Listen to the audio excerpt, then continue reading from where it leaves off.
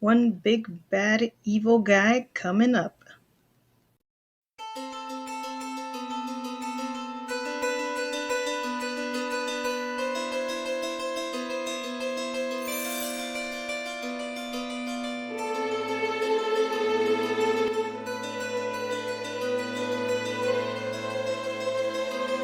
Hello, adventurers and illustrators.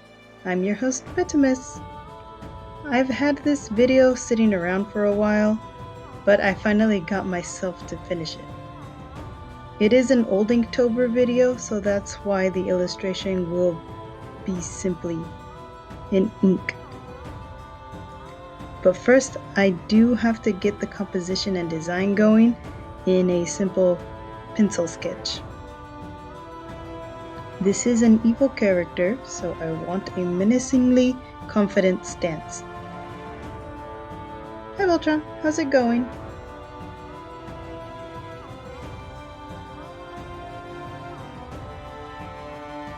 So this character is the main villain in the first campaign I've been running for a while.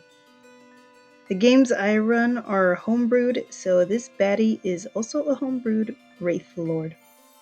That's what I call him anyways. His name is Asmodeus, and he used to be human. He's been trapped in the Shadowfell for about 300 years after he failed his quest to claim the realm for his evil goddess of the undead, and to achieve true lichdom. He even had an undead army that continued to grow after every victorious battle. But his march was put to a stop when King Rosario II united his human kingdom with the elven and dwarven kingdoms. Together, the kingdoms send out spies to blend in with Asmodeus' army. During this time, the good guys managed to overhear that Asmodeus had also managed to make a phylactery. For those of you who don't know, a phylactery is a magical item that would store a lich's soul/life force. That way, if or when the body is destroyed, a lich would be able to regenerate from the phylactery again and again. Immortality, yo! Together, the three kingdoms created an armor that matched the stories of the evil goddess's champion. This armor would latch onto the wearer, making it impossible to take off. In addition, a specific caster, in this case King Rosario II, would be able to recite a final incantation to banish the wearer into a different plane. The plan was to essentially separate him from his army so that the undead stayed dead, while vanquishing Asmodeus' immortal body into a planar prison. Using the spies, the good guys managed to sow seeds among Asmodeus' army to the location of this armor. Asmodeus fell for the trap and went looking for the armor.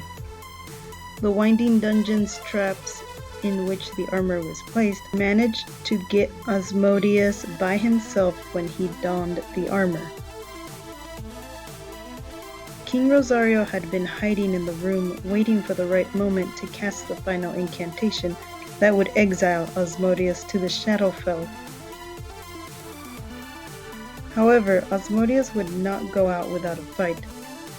The fight was long and difficult, for the king knew he couldn't kill him, otherwise Asmodeus would only regenerate at a later date in an unknown location, and the 10 years of this war would have been in vain. The king eventually banished Asmodeus, but Rosario also sustained injuries that would later claim his life. Not even his high clerics would be able to stop the life-draining injuries. And all the while the phylactery was never found. Although the kingdoms rejoiced, the king knew that Asmodeus could return, and died without ever finding the phylactery.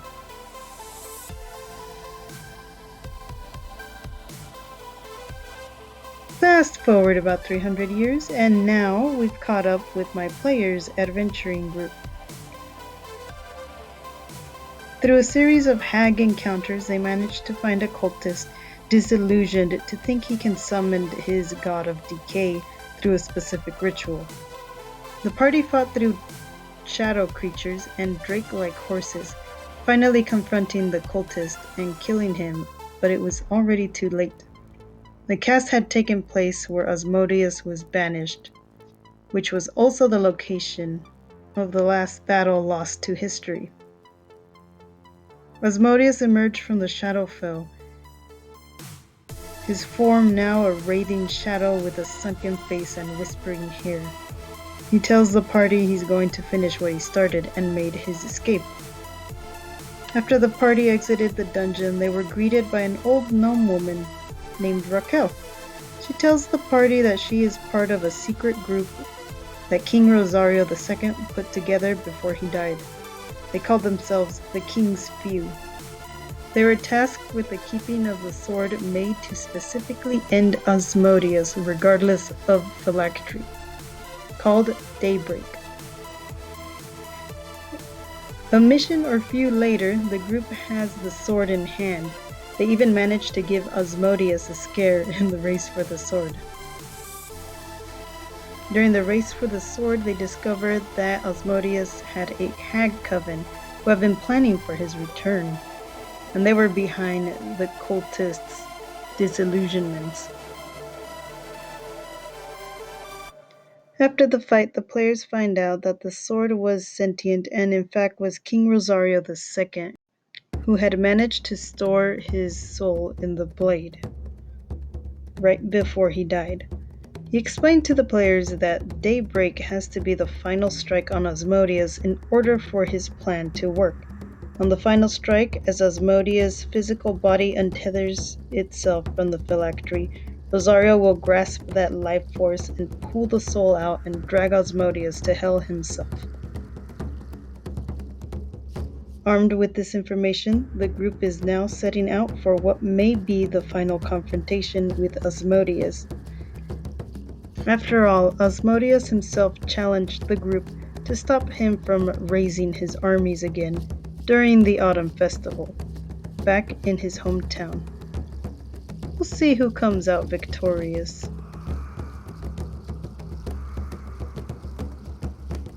For now, I'll just finish up the illustration. Just gotta make sure I get his pointy design in.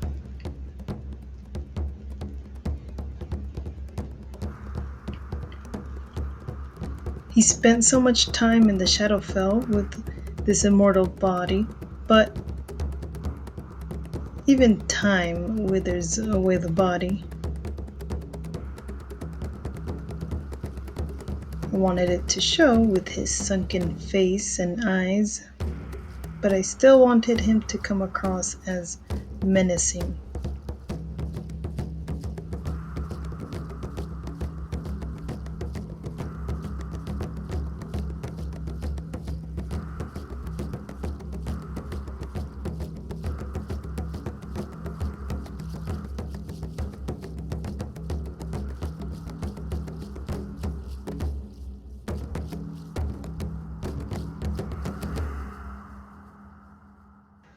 I only draw the upper torso because the bottom half I'm planning to make it look as wispy as possible.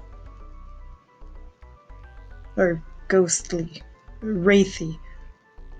You get what I mean.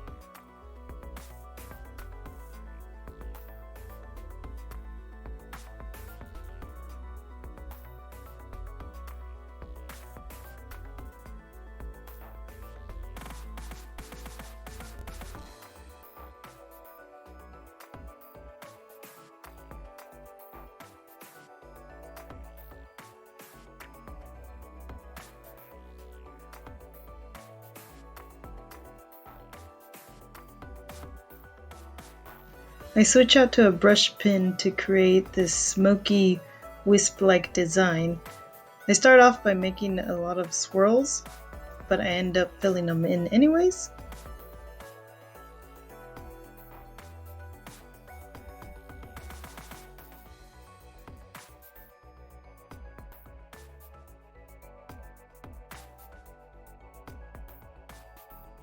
He's got a cape and it's also dark, so I try to make it stand out by just filling it in with lines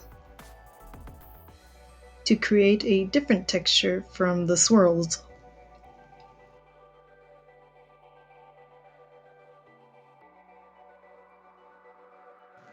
Just a little bit of smoke effect on the hands. I try to use a white pen to bring back some of those swirl designs in the smoke, but I have to go with paint because my white pen has dried out.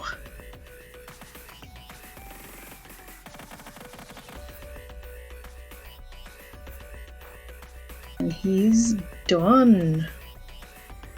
Can't wait to show Asmodeus off to the group next time we meet up. Well, that finally wraps up my Inktober videos. A couple months late, but they're done. Why don't you guys tell me about your big bad evil guy? And if you'd like to support me, I do have a Patreon where you can get rewards like behind the scenes, your name in the credits, etc. Thanks for watching, and until next time, adventurers, illustrators, and coffee lovers, stay cozy!